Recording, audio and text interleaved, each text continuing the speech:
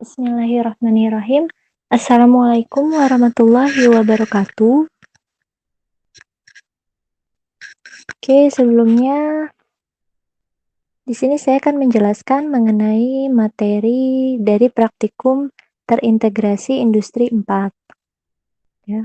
Untuk praktikum terintegrasi industri 4 ini adalah gabungan dari praktikum PTLF, kemudian juga ANSIF, dan praktikum manajemen industri. Untuk modul 1, yang pertama, kita akan membahas mengenai materi perancangan pasar. Adapun tujuan dari praktikum modul 1 ini, yang pertama, praktikan mampu melakukan perancangan pasar dengan menggunakan analisis strategi dan analisis supply demand. Kemudian yang kedua, mampu melakukan analisis terhadap kompetitor guna mendapatkan kompetensi yang dimiliki oleh para kompetitor. Yang ketiga, mampu melakukan identifikasi terhadap seluruh stakeholder yang terlibat dan berpengaruh terhadap kebutuhan usaha yang akan dijalankan. Kemudian yang keempat, melakukan analisis terhadap kompetensi ide usaha yang akan dijalankan. Yang kelima, mampu memahami dan membuat peramalan permintaan pasar sebagai dasar perencanaan produksi yang benar. Yang keenam, mampu memahami dan menginterpretasikan hasil peramalan dengan benar. Yang ketujuh, mampu menggunakan software untuk melakukan peramalan permintaan pasar sebagai dasar perencanaan produksi. Yang pertama, di sini kita akan membahas mengenai analisis strategi. Untuk analisis strategi sendiri, itu ada tahapan yang pertama yaitu identifikasi ide usaha.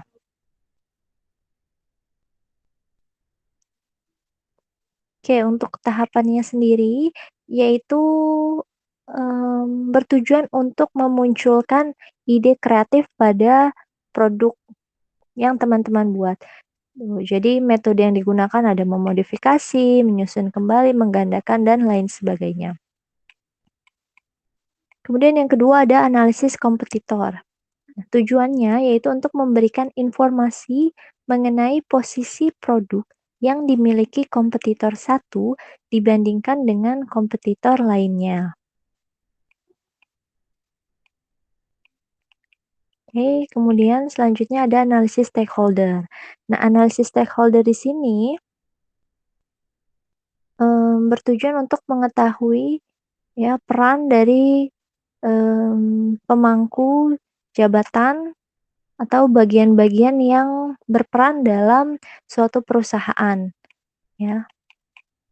Ada internal stakeholder ataupun external stakeholder.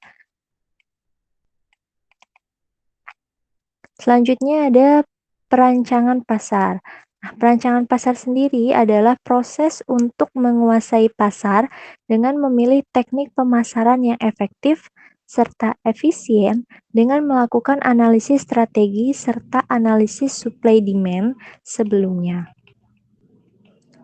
Analisis supply demand ini nanti berkaitan dengan proses peramalan atau forecasting dari permintaan pasar terhadap produk yang dihasilkan oleh perusahaan.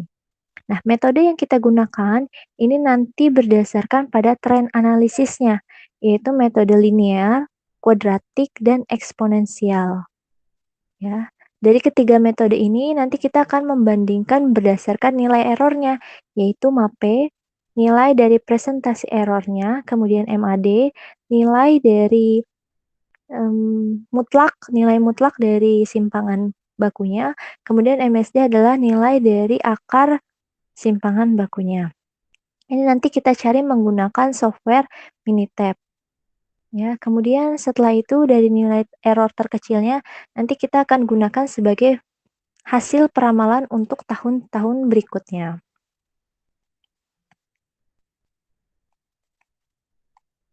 Oke, ini adalah contoh tabel dari jumlah permintaan. Kemudian di sini ada contoh tabel dari nilai errornya.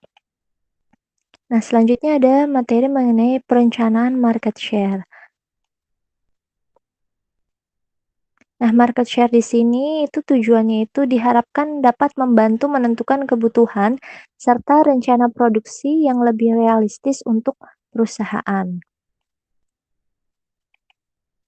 Oke, contohnya ada presentase market share kompetitor, ya. Kemudian juga ada target market share dari perusahaan.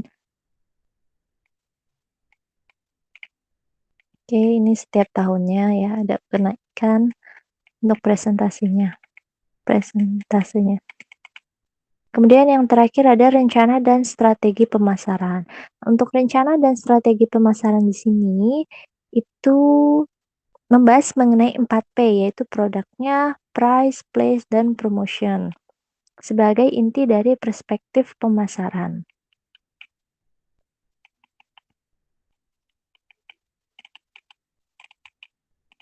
Nah, ini adalah contoh dari tabel 4P. Ya, ada kelebihan, kekurangan dari masing-masing nilai atau poin di 4P tersebut. Kemudian ada identifikasi segmentasi pasar ya.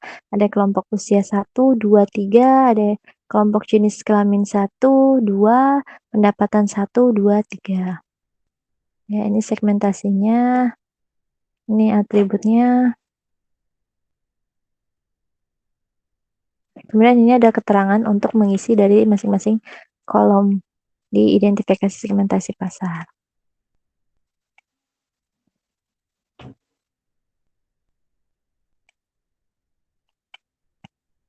Oke, di sini ada analisis 4P.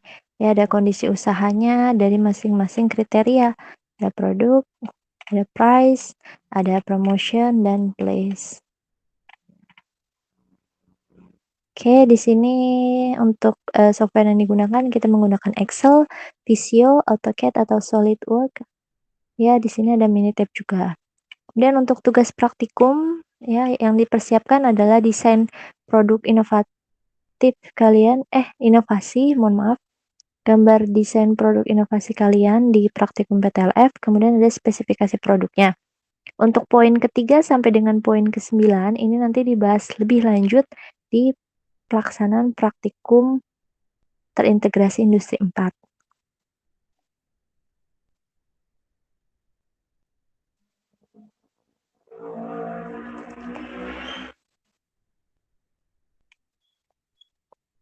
Oke, kita lanjut ke tabel masing-masing.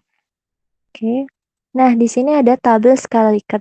Oke, tabel skala Likert di sini ada skala 1 sampai dengan 5 dengan keterangan sebagai berikut. Oke. Nah, di sini kita akan membuat tabel pembobotan atribut dengan skala Likert. Untuk atributnya di sini ya, atribut yang berhubungan dengan proses produksi, baik kualitas produk, desain, fungsi, bahan baku, supplier, dan seterusnya. Oke, nilai di sini adalah nilai dari skala Likert-nya. Contoh, untuk kualitas produk memiliki nilai 4 dari skala Likert-nya. Artinya, perusahaan kalian itu untuk kualitas produk yang dihasilkan adalah baik. Ya, kenapa baik? Karena diberi nilai 4. Oke. Nah, untuk perhitungan bobotnya, rumusnya adalah karena di sini udah ada isinya ya untuk contohnya misalnya untuk atribut fungsi. Jadi bobotnya adalah nilai dari atribut fungsi tersebut, oke, dibagi dengan total nilainya. Oke, didapatkan bobot nilainya 0,188. Nah, untuk nilai kolom nilai di sebelah sini adalah hasil dari perkalian antara nilai skala Likert-nya, oke, untuk atribut fungsi dikali dengan bobot nilainya. Oke, didapatkan 0,563 dan seterusnya untuk perhitungan bobot dan nilai. Ini nilai skalanya ya. Nilai kepentingan atau nilai skalanya. Nah, oke, selanjutnya. Di sini nanti teman-teman diminta untuk membuat tabel kompetitor. Nah, tabel kompetitor di sini, perusahaan kompetitor di sini adalah nama-nama perusahaan dari kelompok teman-teman. Misalnya kelompok 1, perusahaannya Tajir Melintir, kelompok 2 Squad dan lain sebagainya. Kemudian, perusahaan tajir melintir ini termasuk ke dalam kelompok kompetitor yang equal. Ya, artinya, posisi, mmm, pangsa pasar atau, mmm, produksi dari tajir melintir itu, tidak terlalu, dominan atau tidak juga terlalu, rendah ya di pasaran, tuh. Jadi kalau Huha Squad itu termasuk ke dalam superior, artinya, produk yang dihasilkan PT Huha Squad ini adalah produk yang bisa dikatakan best gitu ya, best seller lah atau, banyak banget permintaannya di pasaran, gitu. Sedangkan kalau inferior ini ada di bawah dari, standarnya atau bisa dibilang mungkin dia baru juga gitu, produknya baru keluar gitu. Jadi masih masih banyak yang belum, mmm, melirik produknya gitu. Jadi kompetitornya, si produk ini posisinya di inferior gitu. Atau mungkin, untuk lebih jelasnya bisa cari dari referensi lainnya teman-teman, gitu. Kemudian di sini ada tabel matriks persaingan kompetitor. Nah, di sini ada atribut ya, sama atributnya, kualitas produk, desain, fungsi, bahan baku, supplier, dan lain sebagainya. Itu nanti atribut di sini ditentukan pada saat pelaksanaan praktikum di hari H. Kemudian bobotnya, ya bobot di sini itu adalah bobot perusahaan teman-teman. Oke,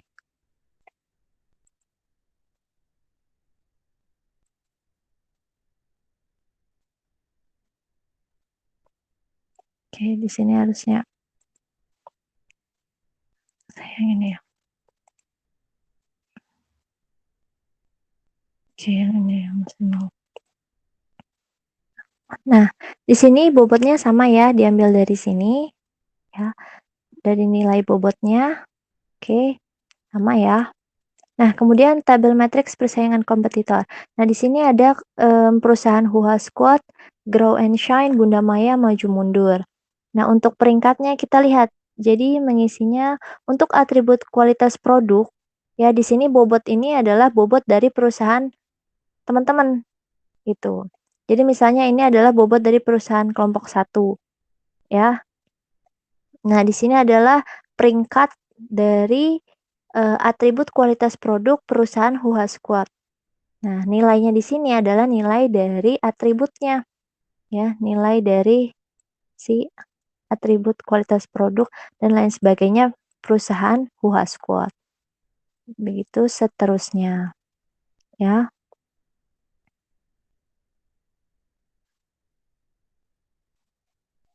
Oke, untuk perhitungannya ini sama sebenarnya dengan tabel pembobotan atribut skala Likert. Tujuan dari matriks persaingan kompetitor di sini adalah untuk melihat ya berdasarkan bobot nilai dari perusahaan satu apakah berpengaruh atau ada perbedaan dari persaingan kompetitornya gitu untuk nilai bobotnya.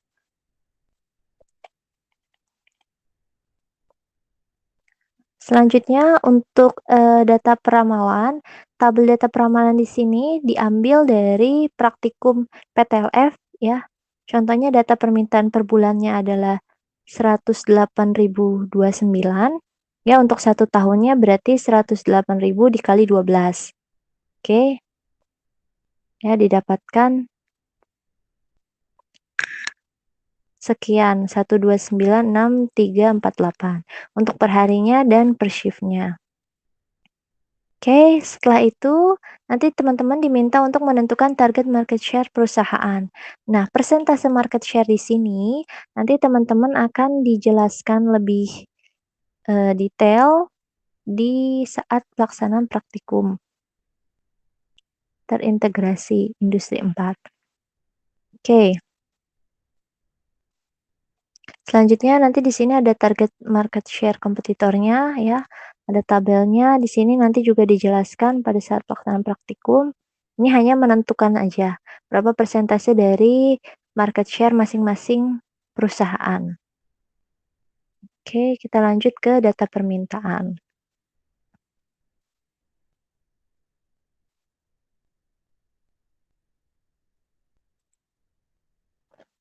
Oke, untuk data permintaan di sini ya. Oke, di sini kita mulai di tahun 2021 ya, berarti kita ambil 5 tahun sebelumnya dan nanti kita ambil 5 tahun, ke depan ya untuk, berapa permintaan pasaran dari produk yang kita buat.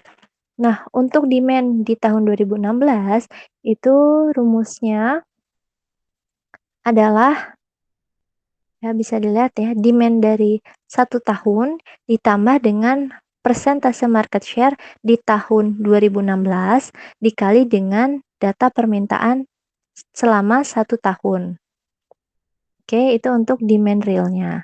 Contoh lagi yang kedua, misalnya di tahun 2017, maka rumusnya adalah nilai data permintaan selama 1 tahun ditambah dengan persentase market share tahun 2017 dikali dengan data permintaan selama 1 tahun. Oke, didapatkan 1318386. Begitu juga seterusnya untuk tahun 2018, 19, 20. Ya, untuk tahun 2021 ini nanti kita menggunakan peramalan dengan 3 metode yaitu linear, eksponensial, dan kuadratik. Ya, berdasarkan pada, kebutuhan demand selama 5 tahun di awal, yaitu tahun 2016, 17, 18, 19, sampai dengan tahun 2020. Oke.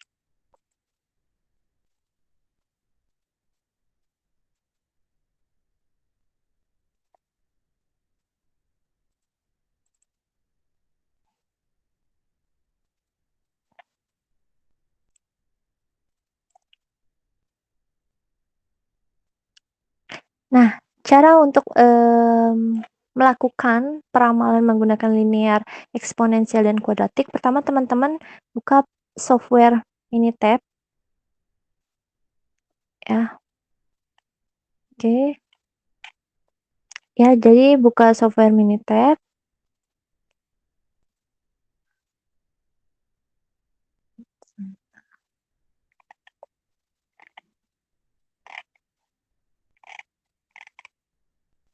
Oke,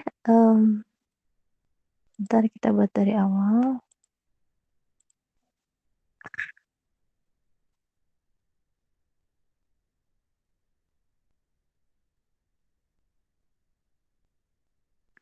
Oke, teman-teman udah buka software Minitab, kemudian teman-teman masukkan demand 5 tahun awal, 5 tahun pertama, ya di tahun 2016 sampai dengan tahun 2020. Di-copy kemudian di-paste ya ke C1 dan C2-nya. Oke, dapat ya 2016 dengan demand-nya 1309311. Kemudian setelah ini klik stat ya. Setelah itu time series. Kita pilih yang trend analysis. Oke, untuk variabel di sini kita isi dengan C2 ya, karena yang kita mau cari tahu adalah demand-nya. Oke, demand adanya di C2, kita pilih. Oke, setelah itu kita pilih metodenya, linear, kuadratik, atau eksponensial. Kita klik, setelah klik linear, kita klik general forecast, number of forecast-nya kita isi dengan 5. Ya, karena kita mau cari tahu selama 5 tahun ke depan. Oke, berapa? Kemudian starting from origin-nya adalah 5. Kenapa? Karena kita punya data permintaan sebelumnya itu sebanyak 5 tahun.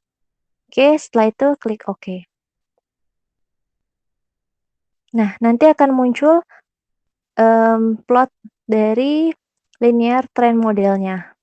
Oke, nanti di sini kalian screenshot, kalian save untuk gambar dari trennya, kemudian nanti didapatkan nilai forecast-nya nih di tahun ke-6, 7, 8, 9, 10 atau di tahun 2021 dan 2022, 2023, 2024, dan 2025. Oke, forecast-nya didapat. Nanti kita masukkan ke dalam tabel forecast linear ya, sini. Kemudian nilai MAP-nya, MAD dan MSD tadi sudah ada ya di sini udah ada ya accuracy measures-nya. Nilainya nanti teman-teman tinggal masukkan ke dalam tabel. Begitu pula untuk pembuatan dari forecast kuadratik dan eksponensial. Sama tahapannya nanti tinggal dipilih aja mau linear, kuadratik, atau eksponensial. Nanti didapat hasilnya, kemudian ditentukan mana nilai error terkecilnya di antara ketiga metode ini ya. Dari ketiganya yang paling kecil yaitu metode forecast kuadratik ya, contohnya adalah forecast kuadratik, maka forecasting di tahun ini yang akan kita gunakan sebagai data permintaan di tahun 2021. Oke? Ya. Nah, setelah itu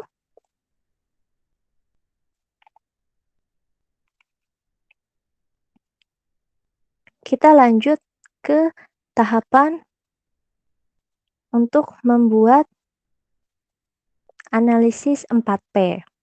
Nah, analisis 4P di sini contohnya ada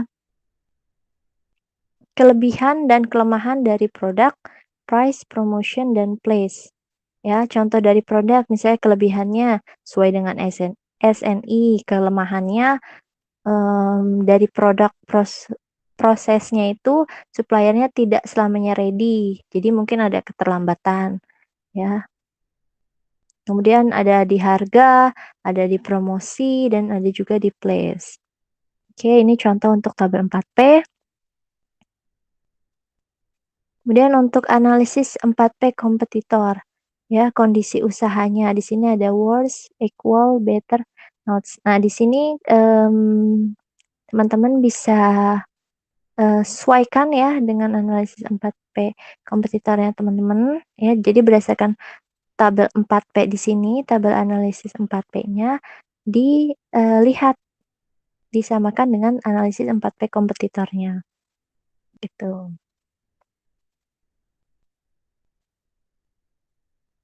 Keywords di sini itu kondisi dari produk teman-teman itu apakah baik dari setiap kriteria mohon maaf, apakah buruk dari setiap kriterianya. Contohnya, untuk SNI di sini lebih baik ya, better, itu lebih baik dibandingin kompetitor lainnya, gitu.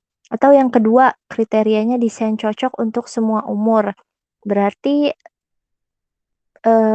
desain dari perusahaan kalian itu lebih baik dari si kompetitor, gitu. Kalau misalnya memang ternyata, desain kalian itu lebih, eee, kurang menarik dibandingin kompetitor bisa diisi worse atau equal, ya itu tergantung dari teman-teman.